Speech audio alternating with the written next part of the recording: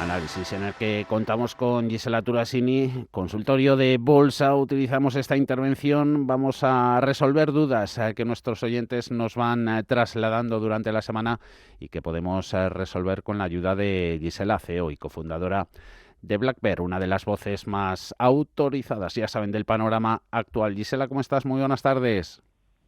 Muy buenas tardes, Javi. Muy bien. ¿Y vosotros qué tal? Encantados. Hoy se nota, estamos un poquito huérfanos, ¿no? de Estados Unidos y hay Sí, eso, poquito volumen de negocio a este lado del Atlántico. Así que hemos tenido más tiempo esta mañana, por ejemplo, para echar un vistazo a tu tribuna de opinión. En ella hablas acerca de una revisión al alza del mandato de inflación al 2% de la Reserva Federal y ya son muchos los analistas que están siguiendo un poco este camino que tú nos vienes comentando desde el año pasado. ¿Cómo podría afectar a las bolsas esta nueva situación?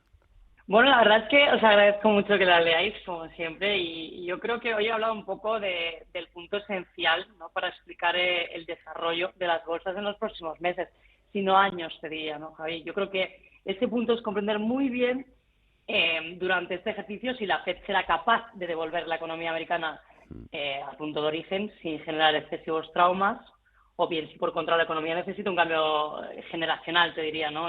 Que sepa un poco coexistir con inflaciones más cerca del 4 que del 2%, ¿no? Este hecho, que como bien comentas, lo amplío en la tribuna, implica, yo creo, la realidad que estamos viviendo, ¿no? Que es una mayor apuesta por el valor que por el crecimiento.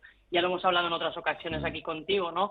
El apetito del mercado hacia lo real suele ser más obvio cuando los tipos son elevados, eso está claro, ¿no? Y aquí se ve, pues, que cuando ves las letras del Tesoro, en el caso americano, por ejemplo, acercarse al 4 o 5%, no necesitas romperte mucho la cabeza para los rendimientos, ¿no? Y esto provoca que el inversor, pues, no necesite asumir muchos riesgos y evite el capital riesgo.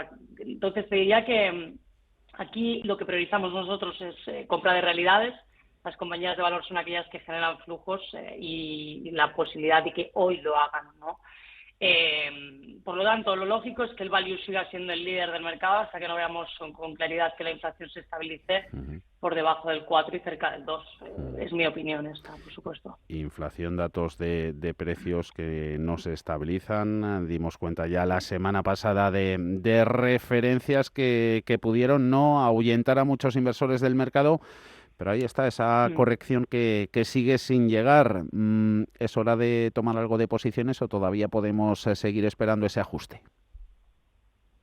Bueno, es fundamental lo que me preguntas. Yo creo que muchos inversores no comprenden bien los tiempos del mercado, ¿no? A colación de lo que me preguntas, me gustaría que se entendiera el concepto que nosotros seguimos, ¿no? Las tendencias se forman en tramos de impulso y corrección, como sabéis, con una duración media de entre 1 y 3 meses aproximadamente, ¿no? Por lo tanto, lo que significa que una corrección por norma general dura entre 30 y 90 días, más o menos, ¿no? Ujú. Por lo tanto, las correcciones, como sabemos, además no suelen ser lineales, se forman con un largo proceso lateral, luego se definen en un par de semanas. Por lo tanto, te diría que podemos estar en una fase de distribución durante 65 días y que en 4 sesiones tienes el tirón que te deja fuera de todo margen.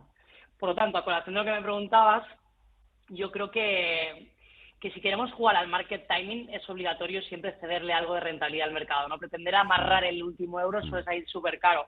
Así que hablar de tomar posiciones para mí es un error, ya que el mercado sigue jugando al desgaste, como estamos viendo. Nosotros, ¿qué hemos hecho? Seguimos pues acorralando al precio.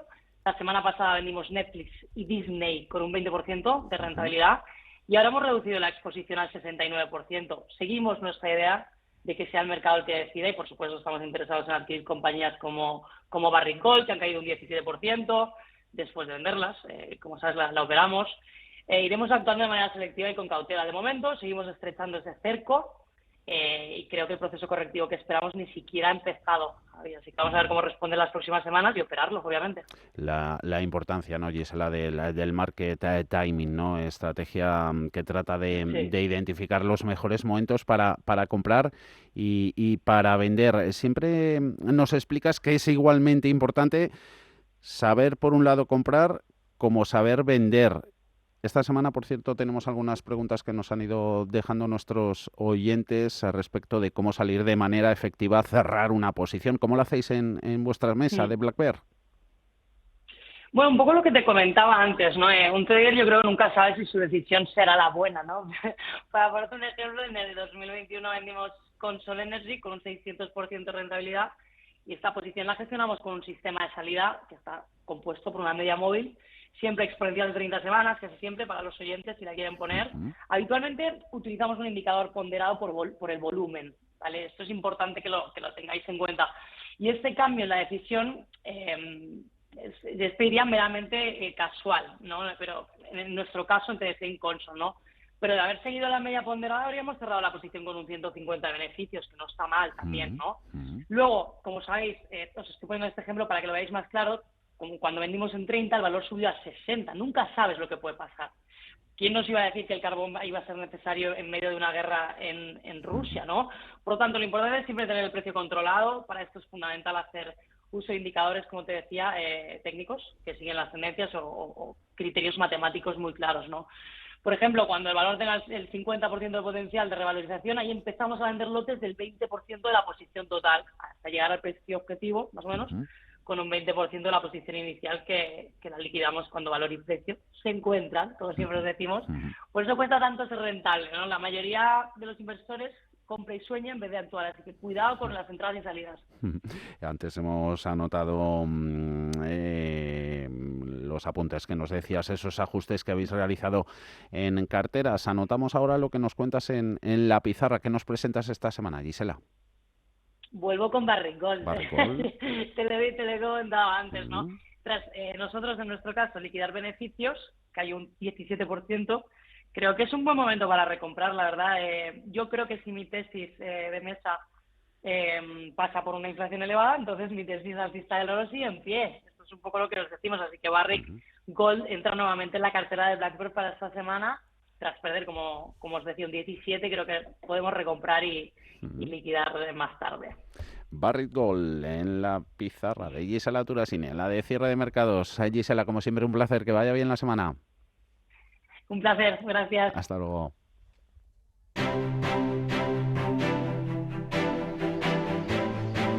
Mercados en directo.